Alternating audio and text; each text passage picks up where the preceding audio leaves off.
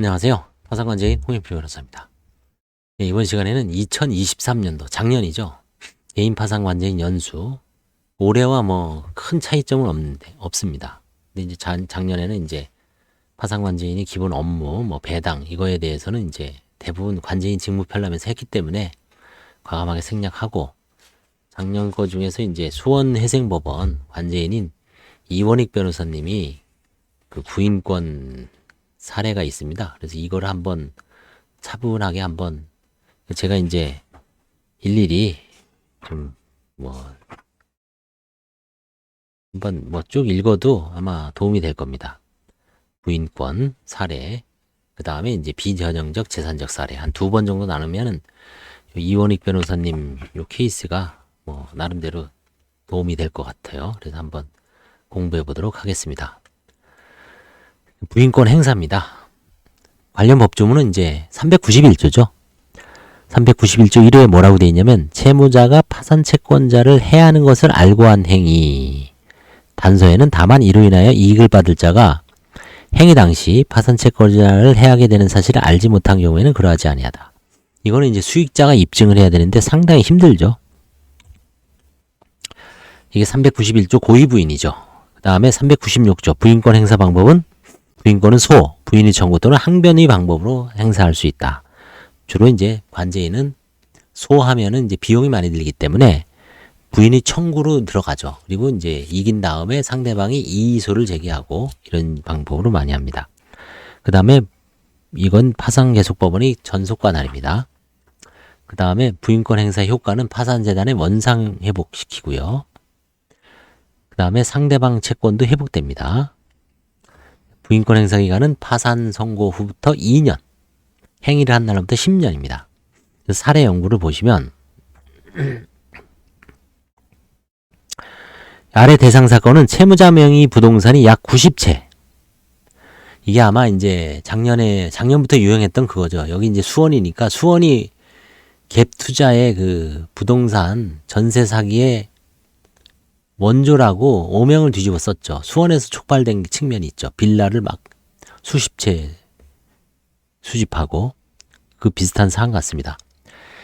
이 사안에서는 채무자 명의 부동산이 약 90채입니다. 배우자 명의 부동산이 47채, 아버지가 45채, 어머니가 89채, 형제자매 40채입니다. 이게 다 합치면은 300채입니다. 300채 등 가족 전체 명의로 부동산을 매입하고 금전거래가 개장상 혼합되어 정리가 필요한 사건으로 2022년부터 금리가 상승하여, 그쵸, 역전세난으로 보증금 반환이 곤란하게 되자 2023년에 파산을 신청한 사건이고, 지금 2024년엔 더 늘어났죠.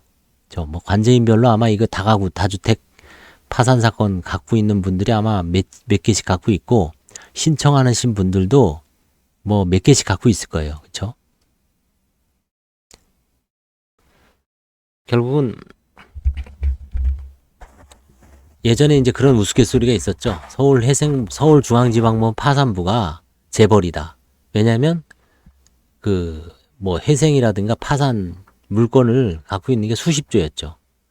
지금은 마찬가지로 파산관제인들이 최대의 다주택자일 수 있습니다. 자기가 갖고 있는 주택 수를 헤아려 보면 수백 채가 됩니다. 그렇죠? 수백 채입니다.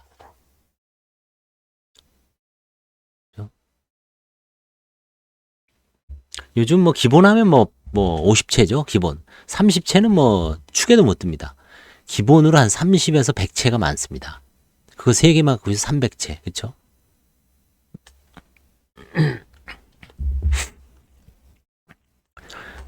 이거는 이제 인천에도 있었죠. 인천 미추홀구 깡통 전세 사건과는 약간 성질이 다른 점은, 임차인들은 주택도시보증공사와 허그라 그래죠.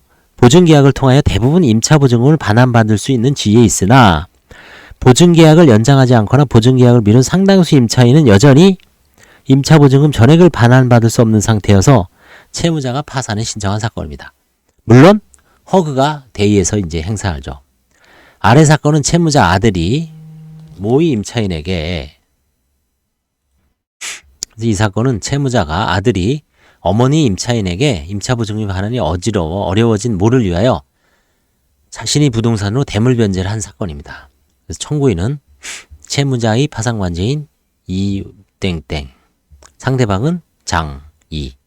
청구 취지는 청구인에게 상대방 1은 별지 목록 기재 부동산에 관하여 수원지방법원 하상등기소 2020년 2월 2일 접수 제 19,000호로 마친 그다음에 별지 이목록 기재 부동산에 관하여 수원지방법원 하상등기소 2023년 2월 접수 19,000땡땡호로 마친 상대방 2는 별지 목록 기재 3부동산에 관하여 수원지방법원 안양등기소 몇 년 몇일 벌칠 접수 몇 초로 마친 각 소유권 이전 등기 부인 등기 절차를 각이행하라. 소유권 이전 등기를 부인하는 겁니다. 소유권 이전 등기를 말소하는 거죠, 일종의.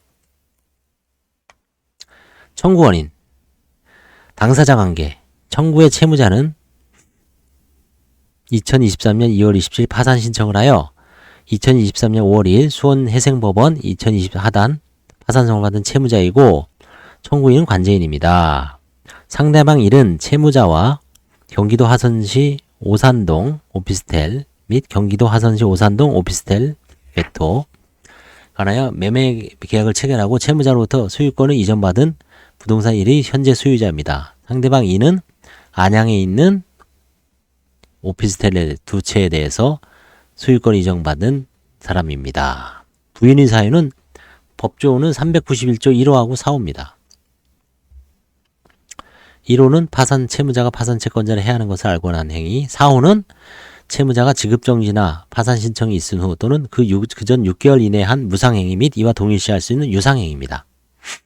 부인권 행사의 대상은 채무자가 상대방 1에게 소유권 이전 행위, 상대방 2에게 소유권 이전 행위입니다. 등기, 요건 충족, 사행위 존재 및 사회이사의 추단, 391조 제1호와 관련하여 여기는 이제 편파 행위도 포함된다. 이 판례를 써주고요. 그렇죠? 법원에서 판단을 신속하게 할 수 있도록 안내하는 의미입니다. 그러나 채권자 목록에 반드시 입증 서류로 제출하여야 한다. 채무자는 2022년 11월경 종부세가 2억 원에 달하여 이미 지급불능 상태였으며 같은 달에 파산을 신청하는 입장에서 채무자의 재산을 무상으로 제3자에게 이전한 행위는 사회이사가 있는 행위를 한 것으로서 부인권 청구의 대상행위에 해당한다고 볼 것이고 이는 채무자가 다른 파산 채권자를 해야 하는 것을 알고 한 행위라고 보아야 합니다. 상대방, 수익자의 악의는 추정되므로 선의 입증 책임은 상대방에 있다. 그렇죠? 이건 확립된 대법원 판례입니다. 부인권 대상 행위는 채무자가 파산 신청이 있기 전 6개월 이내에 한 무상행위에 해당한다. 채무자는 2월 27일 신청을 했고 소유권 이전은 2023년 2월 9일 불과 보름 전에 이루어졌습니다. 그렇죠? 이 사건 부동산들은 채무자가 소유하던 부동산들이고 채무자와 상대방 사이에는 법률상 원인 관계가 없음에도 매매 형식을 빌려 채무자의 어머니 상대방들에 대한 임차보증금 반환 채무자를 위하여 채무자의 재산으로 대물 변제를 한 겁니다. 그러니까 채무자의 어머니가 임차보증금을 반환할 수 없으니까 아들도 이제 파산 채무자죠. 아들이 자기 부동산을 어머니를 위하여 어머니 임차인들에게 이전해 준 겁니다. 오죽 답답했으면 그렇겠을까요? 하지만 그렇더라도 파산에선 대물 변제죠. 부인 대상입니다. 그래서 채무자가 상대방들에게 이 사건 부동산을 형식상 매매를 원인으로 소유권을 이전해 주었으나 그 실질은 무상으로 공짜로 어머니의 채무를 변제한 것이므로 채무자의 대물 변제 행위는 지급불능 상태에서 한 사행위 또는 파산 신청 전 6개월 이내에 한 무상행위로서 부인 청구의 대상이 되는 행위라고 보여야 하며 채무자회생법 391조 제1호, 4호, 396조 제1항, 사망에 근거하여 이게 이제 근거 법조죠. 청구인이 부인권 행사하는 이를 인용해 주십시오. 그죠? 그래서 이건 이 케이스 1은 이게 이제 결국은 갭 투자 실패 후 일가족이 서로 돌려막기 한 거죠. 결국은 여기 다시 보시면 채무자 명의 부동산이 90채고 배우자 명의 47채, 아버지가 45채, 어머니 89채. 이 어머니 89채가 사실은 채무자가 한 거죠. 근데 어머니의 임차인들이 보증금을 돌려받지 못하니까 이 사안에 있어서는 상당수 채권자들은 지급보증, 허그와 지급보증을 해서 보증금을 돌려받았지만 돌려받지 못한 채권자들이 이제 아우성 치니까 임차인들이 아우성을 치니까 자기 부동산을 어머니 부동산도 사실 자기 거죠. 자기 부동산을 어머니 임차인들한테 무상으로 넘긴 겁니다. 보증금을 못 줄 것 같으니까. 그게 이제 부인 대상이 된 거라고 할 수 있습니다. 뭐 전형적인 사안이고, 그렇죠? 뭐 인용될 수밖에 없고, 다만 인용된 후에 넘겨왔을 때 이제 원상회복 되죠. 매각의 실익이 있는지는 이제 또 별개로 봐야 됩니다. 감사합니다.